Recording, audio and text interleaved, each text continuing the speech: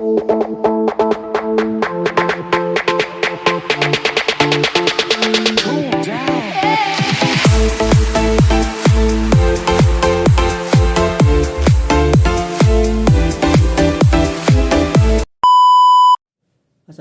warahmatullahi wabarakatuh. Perkenalkan, nama saya Heru Reza Rahman. Saya moderator kelompok 6. Kami dari kelompok 6 ingin mempresentasikan hasil diskusi kami dengan materi yang berjudul Pancasila dalam konteks sejarah perjuangan bangsa Indonesia. Materi pertama akan disampaikan oleh rekan saya. Perkenalkan, nama saya Hendra Wahyu Pratama dari kelompok 2. Saya akan menjelaskan sumber historis sosiologi politis tentang Pancasila dan kajian sejarah bangsa Indonesia. 1. Pancasila memiliki landasan historis yang kuat secara historis sejak zaman kerajaan. Unsur Pancasila sudah muncul dalam kehidupan bangsa kita, dan agar nilai-nilai Pancasila selalu melekat dalam kehidupan bangsa kita harus mengandung setiap ilmu-ilmu tersebut, kemudian dirumuskan dan disahkan menjadi dasar negara. Sebagai sebuah dasar negara, Pancasila yang harus selalu dijadikan acuan dalam bertingkah laku bernegara. Semua peraturan perundang-undangan yang ada juga tidak boleh bertentangan dengan nilai-nilai Pancasila. Yang kedua yaitu sumber sosiologi. Sosiologi dipahami sebagai ilmu tentang kehidupan antar manusia. Di dalamnya mengkaji antara lain antar belakang, susunan, dan pola kehidupan sosial dari berbagai golongan dan kelompok masyarakat. Pembahasan dalam masyarakat Sukanto (1982) menegaskan bahwa dalam perspektif sosiologi, sesuatu masyarakat pada suatu waktu dan tempat memiliki nilai-nilai tertentu. Masalah-masalah sosial yang patut disikapi secara arif dan menggunakan standar nilai-nilai yang mengacu pada Pancasila.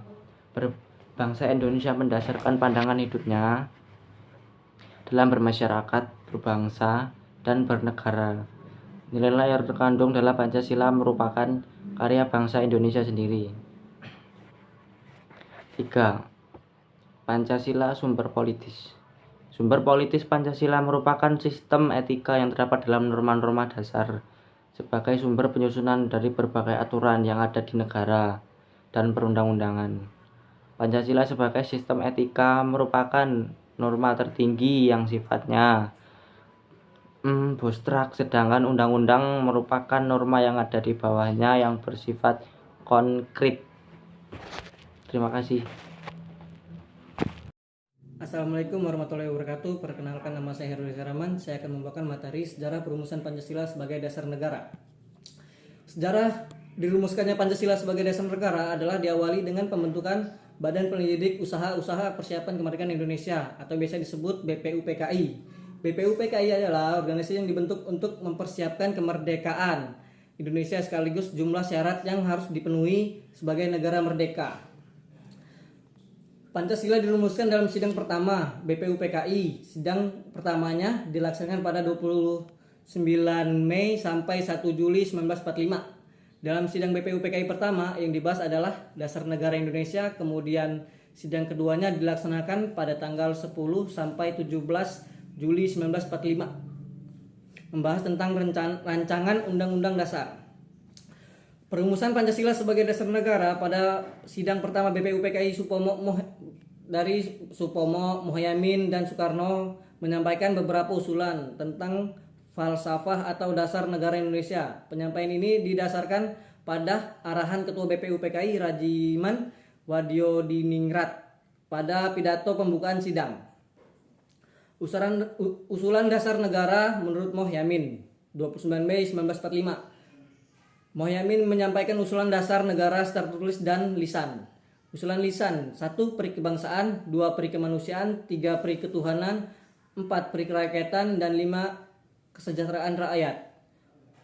Usulan tertulis: 1. Ketuhanan yang Maha Esa, 2. Kebangsaan Persatuan Indonesia, 3. Rasa kemanusiaan yang adil dan beradab, 4. Kerakyatan yang dipimpin oleh hikmat kebijaksanaan dalam permusyawaratan perwakilan, 5. Keadilan sosial bagi seluruh rakyat Indonesia. Usulan dasar negara dari Bapak Supomo 13 Mei 1945. Menurut Sumpah Pemuda Negara Indonesia Merdeka adalah negara yang dapat mempersatukan semua golongan dan paham perseorangan serta mempersatukan diri dengan berbagai lapisan rakyat. 1. Persatuan, 2. Kekeluargaan, 3. Keseimbangan lahir dan batin, 4. Musyawarah, 5. Keadilan rakyat.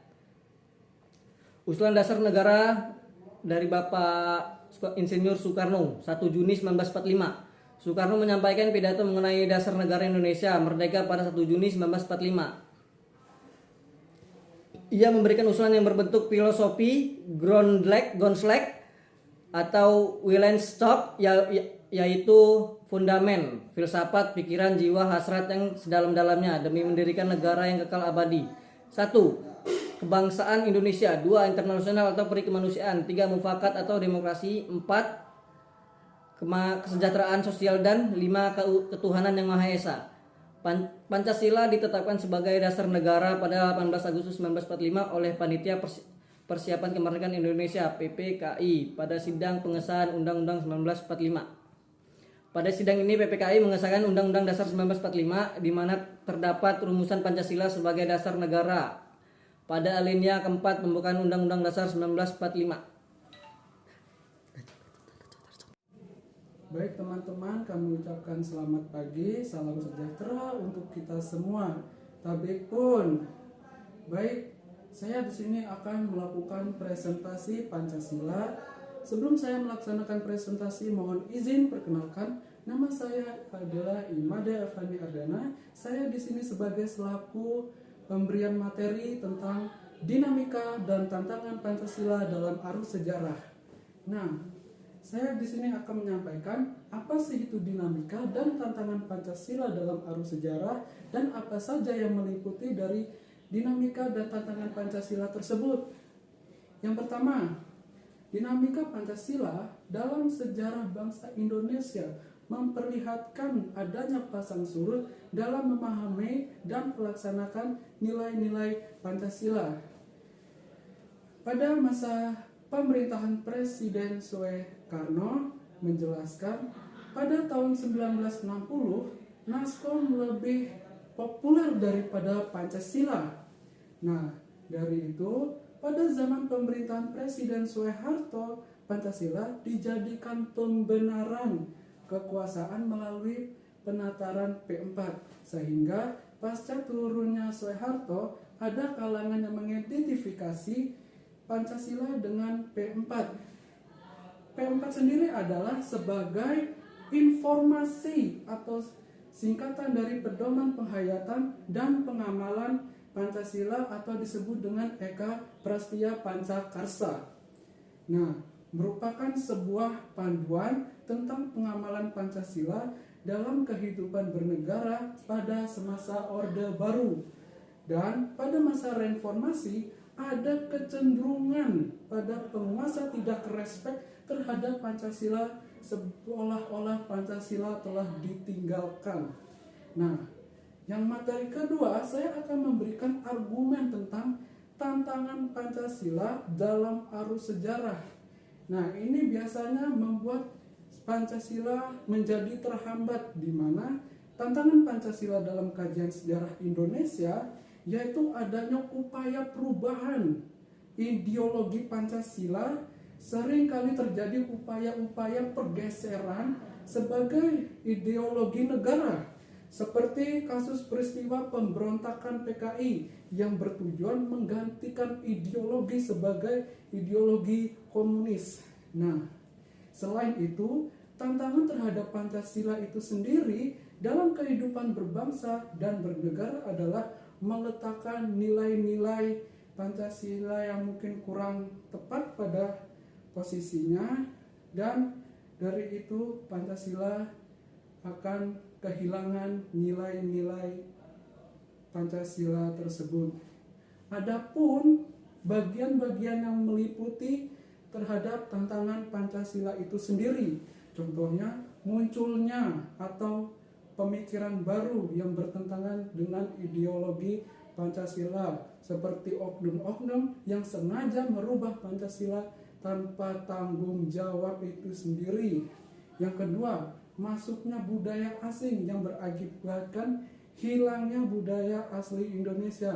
Ini biasanya berakibat dari gaya modernisasi atau gaya yang ibarat seperti kebarat-baratan begitu.